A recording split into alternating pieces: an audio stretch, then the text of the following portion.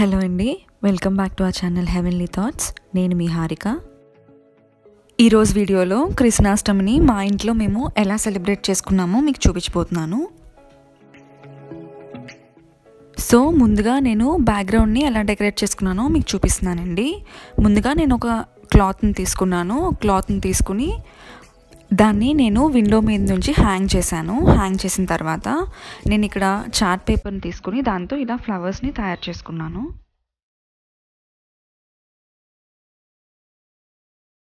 So ఇప్పుడు నేను ఇలా రెడీ చేసి పెట్టుకున్న ఫ్లవర్స్ని డబుల్ సైడెడ్ టేప్తో నేను స్టిక్ చేసుకుంటున్నానండి.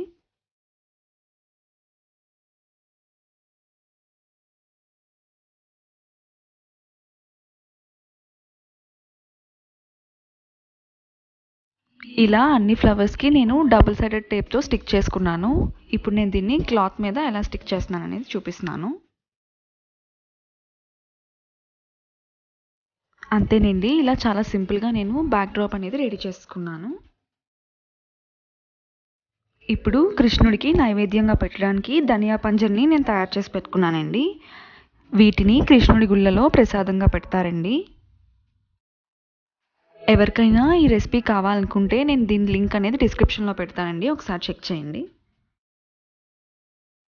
ధనియా పంజర్తో పాటు నేను నైవేద్యం కింద అటుకుల పాయసం ఇంకా బెల్లం అటుకుల్ని కూడా రెడీ చేసుకుని పెట్టుకున్నానండి. వీటి లింక్స్ కూడా నేను మీకు డిస్క్రిప్షన్లో పెడుతున్నాను, ఎవరికైనా కావాలంటే ఒకసారి చెక్ చేయొచ్చు.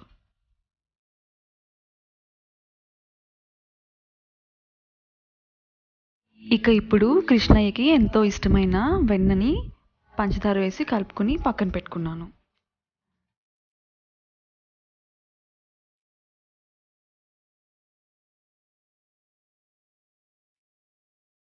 ఇప్పుడు కృష్ణుడికి అభిషేకించడానికి పంచామృతాలు రెడీ చేసుకుంటున్నాను. ముందుగా ఇందులో ఆవు నెయ్యిని యాడ్ చేసుకున్నాను.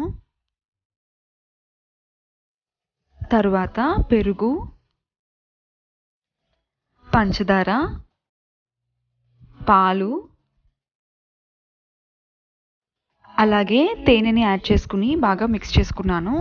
ఇప్పుడు స్వామికి అభిషేకించడానికి పంచామృతాలు రెడీ అయిపోయాయి.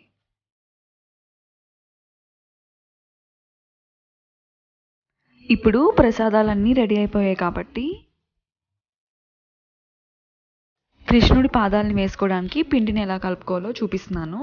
నేను ఇక్కడ 6 నుంచి 7 స్పూన్ల వరకు బియ్యం పిండిని తీసుకుని దాంట్లో 7 నుంచి 8 స్పూన్ల వరకు వాటర్ని వేసుకుని బాగా మిక్స్ చేసుకుంటున్నాను. పిండి బాగా కలుపుకొని ఇలా ఫ్లోయింగ్ కన్సిస్టెన్సీలోకి వచ్చిన తర్వాత ఇప్పుడు మనం దీంతో పాదాలని వేసుకోవచ్చు.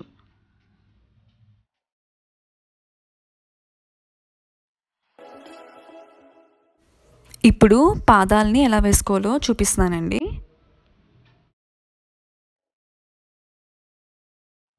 ఇప్పుడు పాదాలని వేసేసుకున్నాం కదా, తర్వాత స్వామివారి పీఠాన్ని ఎలా సిద్ధం చేసుకోవాలో చూపిస్తున్నాను. ముందుగా ఫ్లోర్ని క్లీన్ చేసుకుని బియ్యం పిండి అలాగే పసుపు కుంకుమలతో ముగ్గును వేసుకోవాలి.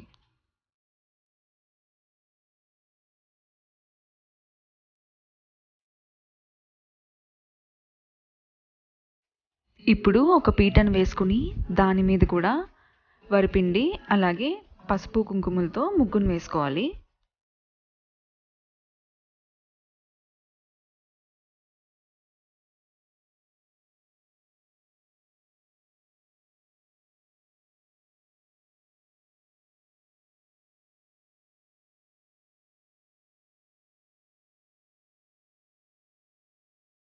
ఇప్పుడు ఇలా పీట మీద ముగ్గు వేసుకున్న తర్వాత ఒక పళ్ళాన్ని పెట్టుకుని అందులో కృష్ణుడి బొమ్మని పెట్టుకుంటున్నాను.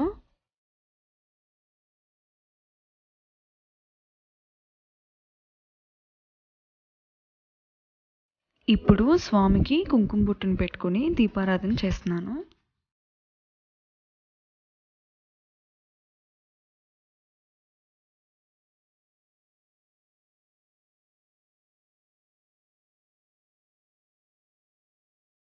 ముందుగా స్వామి మీద 3 సార్లు నీళ్ళను వేసుకుని అభిషేకించుకున్నాను. తర్వాత కొబ్బరి నీళ్ళు అలాగే మనం ముందుగానే సిద్ధం చేసి పెట్టుకున్న పంచామృతాలని వేసుకుని స్వామికి అభిషేకం చేసుకున్నాను. తర్వాత స్వామిని నీళ్ళతో కడిగి తుడుచుకున్న తర్వాత ఇలా అలంకరించాను. స్వామిని ఇలా అలంకరించుకున్న తర్వాత నేను గణపతి అష్టోత్తరం, అలాగే కృష్ణ స్తోత్రం, ఇంకా కొన్ని కీర్తనల్ని పాడుకున్నాను. ఇలా హారతిచ్చి పూజను ముగించానండి.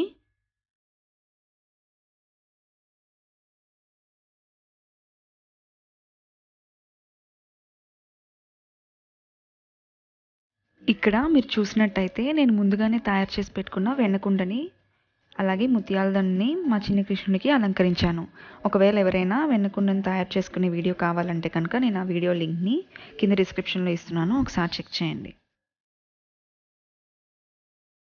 బయట మా ఇంటి గుమ్మం నుంచి లోపల కృష్ణుని అలంకరించిన దగ్గర వరకు నేను ఇలా పాదాలతో మా ఇంటిని అలంకరించుకున్నానండి. ఆ క్లిప్ని మీతో షేర్ చేసుకుంటున్నాను. సో ఫైనల్ లుక్ అయితే ఇదండి. నేనైతే మా ఇంట్లో కృష్ణాష్టమిని చాలా బాగా సెలబ్రేట్ చేసుకున్నాను. అలాగే నా వీడియో కనుక మీకు నచ్చినట్టయితే కింద కమెంట్ సెక్షన్లో కమెంట్ చేయండి. అలాగే ఎవరైనా నా ఛానల్ని ఫస్ట్ టైం చూస్తున్నట్టయితే నా ఛానల్ని సబ్స్క్రైబ్ చేయండి. అలాగే వీడియోని లైక్ చేయండి. Thanks for watching.